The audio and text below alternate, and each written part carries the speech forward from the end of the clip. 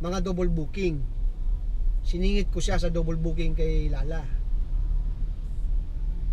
Wala, no choice talaga eh. Pag TFY lang lahat, walang mangyayari sa araw mo. Talo. Gasolina lang, kulang pa. Tapos demanding lahat ng mga karamihan ng customer dyan kay TFY. Hanggang ngayon mga paps, tong araw na to, ang ginawa ko na ngayon araw na to, meron ako naging scheduled booking sa isang maganda na company, naka-register sa business program ni TFY. Tinanggap ko kasabay ng triple booking kay Lala. Kung hindi lang nagkamali ng input ng address yung client ni TFY kanina, hindi ako madedelay ng ganito. Tansyado ko lahat ng oras ng biyahe, ng ruta. Nagkamali ng input ng address eh, yung booker. So inayos naman. Tapos tumaas yung rate dahil yun nga, nadagdagan ng location. Dahil hindi na kayang burahin yung wrong input na address eh.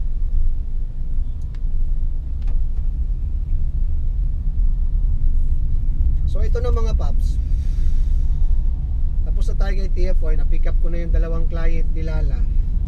Pa-south parehas lahat to.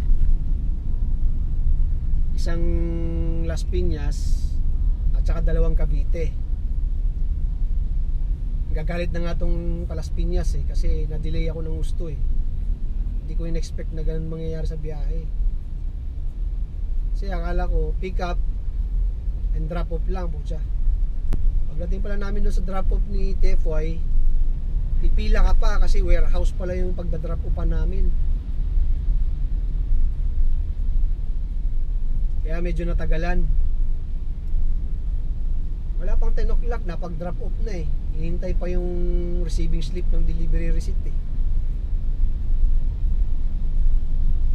So ito na mga paps, papunta tayo sa third booking natin kay Lala. Pick up pa lang lahat, na-pick up ko pa lang lahat yung triple booking ko kay Lala. Kaka-pick up ko lang. Papunta ako dito sa pangatlo, sana hindi ako abuti ng lunch time.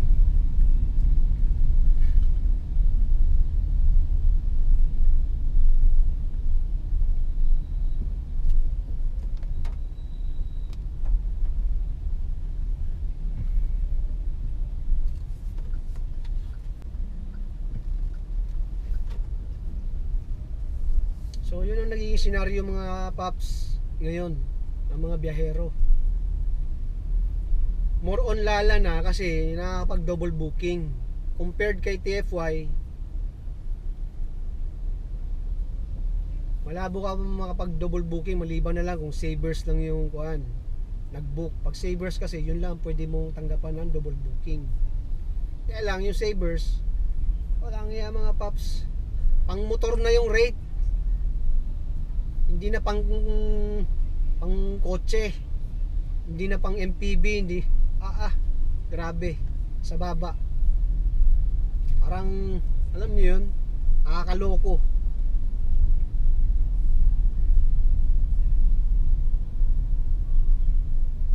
Dapat kasi, nag-steady na sila dun sa rate nila. Kasi, ang binabayaran kay TFY, service professional service eh. Yung binabayaran doon ng mga customer kay TFY, comfort service, na hindi sila mag-alala na magdo-double booking yung biyahero. Diretso na sa kanila kagad antimano yung delivery. Ito nangyari, gusto nilang humatak na maraming customer, binabaan nila ng rate. Anong nagiging epekto? Maraming biyahero ngayon na ewan ko lang, yung iba nagtsatsaga na lang talaga eh, pero ewan ko lang kung makakatagal sila. Siguro yung mga sedan, oo. Pero MPV, SUV, ewan ko na lang kung matatanggap nila yung ganong klaseng rate. Bagay, merong iba dyan na MPV, SUV, mga luma na talaga yung mga binabiyahe nila. Hindi tulad nito sa atin na medyo bago-bago pa. Medyo may insulto ka eh. Sa presyo, sa rate.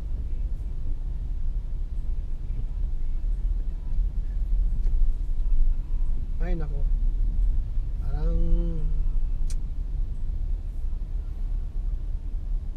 pag di babaguhin to paps, mga paps, pag dito mababago ang sistema na to ni TFY, wala.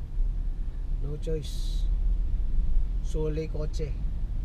Sole kotse. Hindi ko kayang hahabulin yung monthly nito. Sa mga rates na binibigay nila.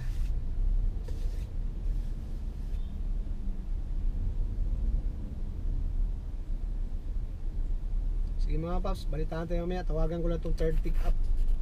Baka mag lunch break bigla. Ayun na mga paps, buti na lang mabait yung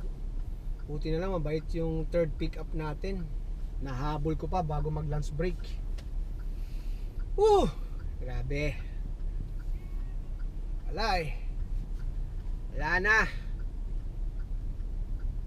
Obligado na tayo palagi na itong magkuhan mga paps. Nangyayari ngayon, mas marami ng lalang booking ngayon kaysa Transportify.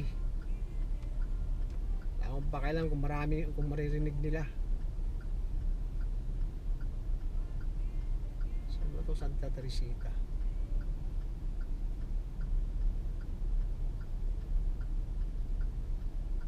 Oras to 3 PM.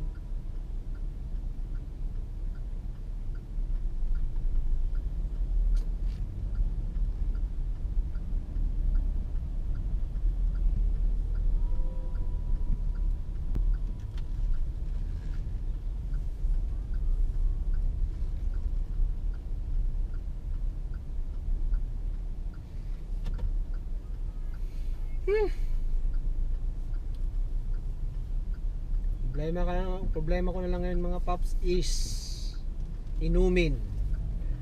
Nagbaon ako ng egg sandwich para tuloy-tuloy na. Wala nang babaan to. Bababa lang ng kotse pagka magdidiskarga.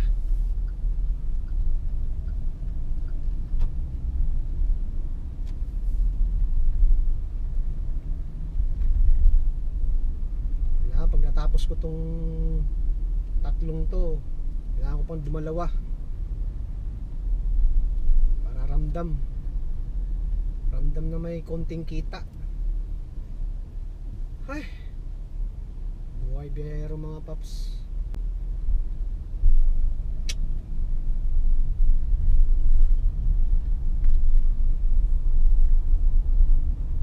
Pagka talagang hindi na magiging profitable tong biyahe na to mga paps, dito sa ganitong sistema na 4 wheels ang dala mo, wala na. Magmumotor na lang ako ulit. Bahala na.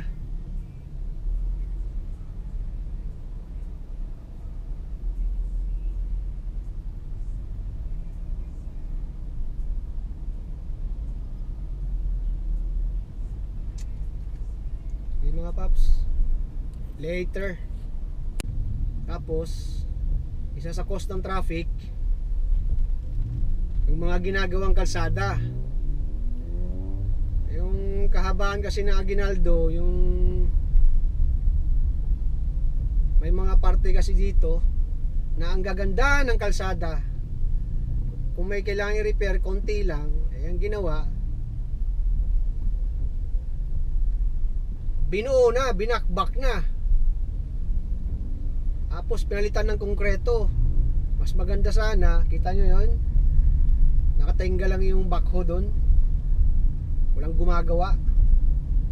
Kita nyo, tag-ulan na, ang ginagawa, tinitenga. Kung maintindihan ano pang purpose niyan, ba't tinitenga?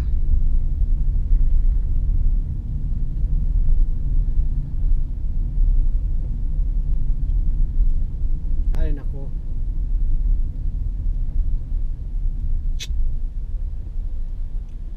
sarap pagpatakbo pag kalsada espalto, tapos papalitan mo ng semento. Isa pa sa downside ng cement, ng concrete,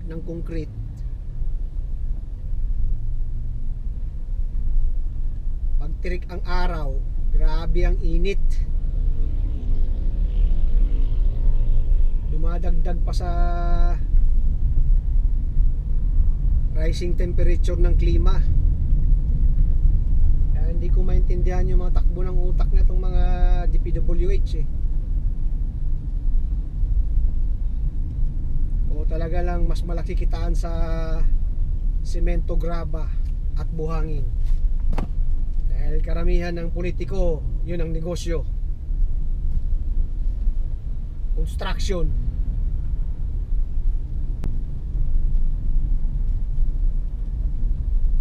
Ay nako.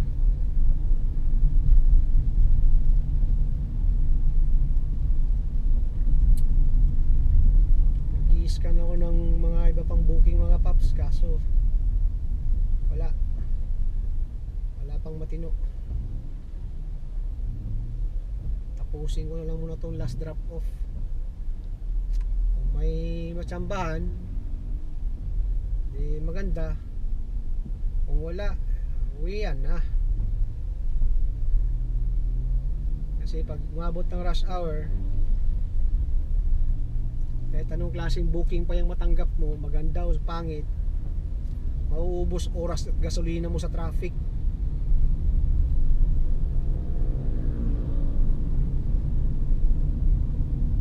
Yun ang downside.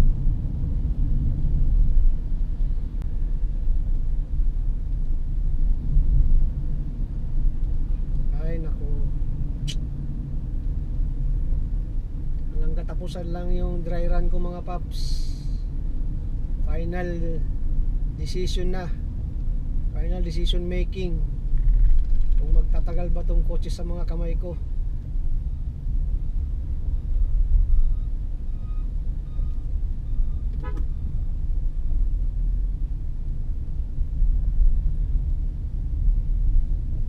Plano nga namin ni Mrs. magpalit ng sasakyan L300.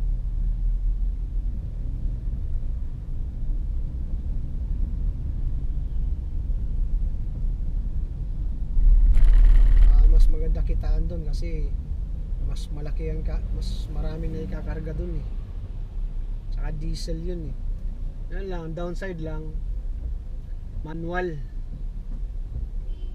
Kaya mangyayari na ito, dagdag pagod.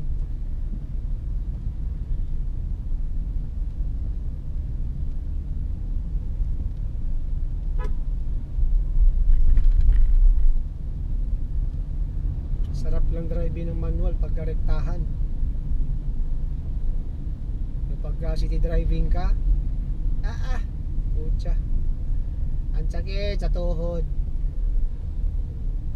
Kawawang tuhod mo, sapatos mo, pak ng clutch at saka preno at gasolinador,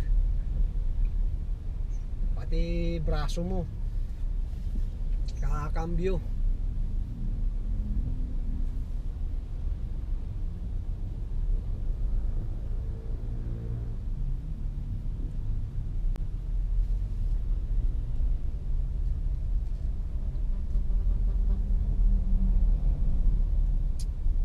Ay nako.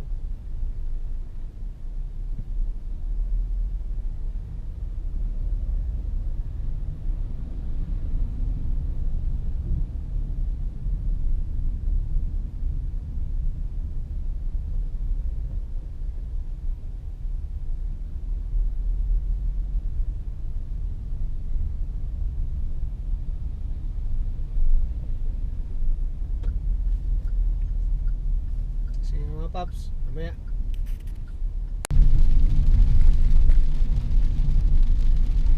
Tapos din mga paps, time check 3:35 in the afternoon. Maulang hapon.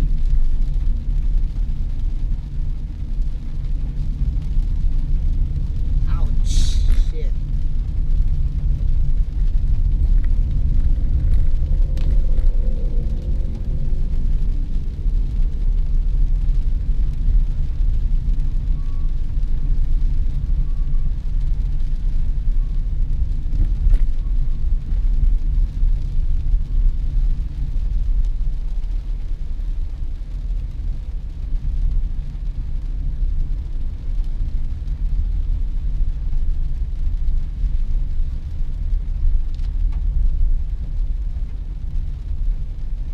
Saan na pera ko, Lala?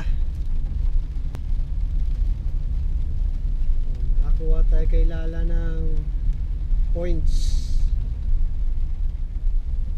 480 kasi naka 5 rides tayo.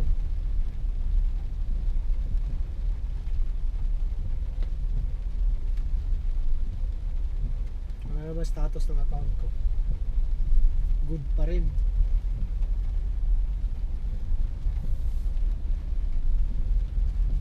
Ako lang, totoo ba yung sinasabing mga biyahero ni Lala na pag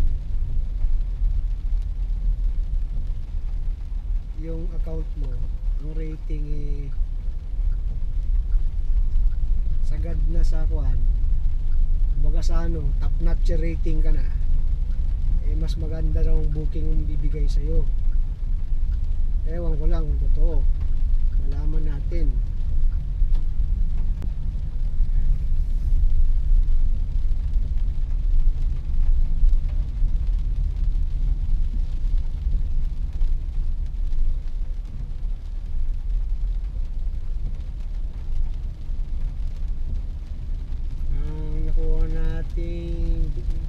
Incentives 428 pesos para sa 5 biyahe. Naka-6 na biyahe ako, walang bonus. Sa ngayon mga paps, wala nang matinong biyahe. Meron pumapasok dito, kaso Las Piñas hindi ko sure kung may dadaan ng subdivision. Ang problema kasi sa Las Piñas area, pag pumasok ka ng BF Resort, BF Homes, ang guardhouse naniningil lang 100. Alang niya.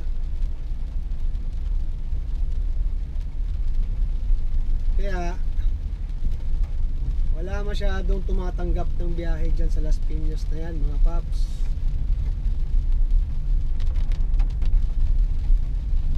Kasi nga takin mo, liit nga lang kikitain mo, hihingan ka pa ng 100, charge daw nila sa service charge daw sila sa paggamit ng kalsada ng asosasyon ng subdivision, nintik na subdivision yan. Edi ang kawawa ngayon sa mga subdivision na yan, yung mga nagnenegosyo sa loob. Meron pa nga ibang residente nagtuturo pa sabihin nyo lang po, bisita kayo, bisita. Okay lang kung naka-sedan, naka-MPV, SUV, medyo mapaniwalaan pa yun. Paano yung delivery? Yung delivery talaga, pan-delivery talaga yung sasakyan tulad ng L3, close van, maniniwala bang bisita yan? Diba?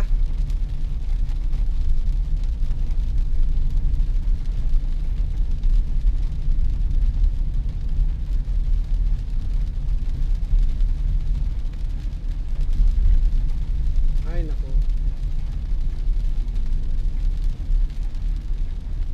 May tago kayo mga paps pag may makuha pa ba tayong booking habang nandito tayo sa Etivac. Nasa Etivac tayo ngayon, Somi. In other words, Imus, Cavite.